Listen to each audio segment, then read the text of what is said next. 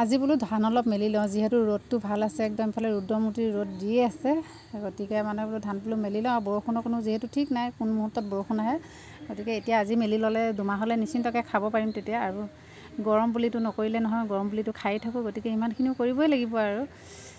বাকী সেই ধান অলপ ওপৰলৈ নিওঁতে কষ্ট হয়, চোতালখনত মানে ৰ'দ নপৰে, এইফালে বাঁহ গছ আছে ছাইডত, গতিকে মানে ৰ'দ নপৰাৰ কাৰণে ওপৰত মেলিবলগীয়া হয়। সেই নেটখনতে পাৰি মেলি দিওঁ আৰু।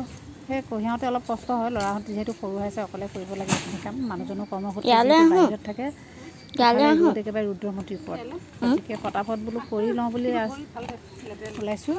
ঘৰত থকা মহিলাসকলে এইটোৱে কাম আৰু ন, কিনো কৰিম আৰু তাৰ বাহিৰে। জীৱনত যিহেতু একো কৰিব নোৱাৰিলোঁ, গতিকে এই কৰ্মভাগটো কৰি খাবই লাগিব। আৰু খাবলৈ ভাত সাজৰ কাৰণে যে কি কৰিবলগীয়া হয়, নহয়নে বাৰু এইবিলাক। গতিকে এতিয়া যেনিবা আজি কৰি ল'লে আৰু বাকী দুমাহলৈ নিশ্চিন্তকৈ থাকিব পাৰি তেতিয়া।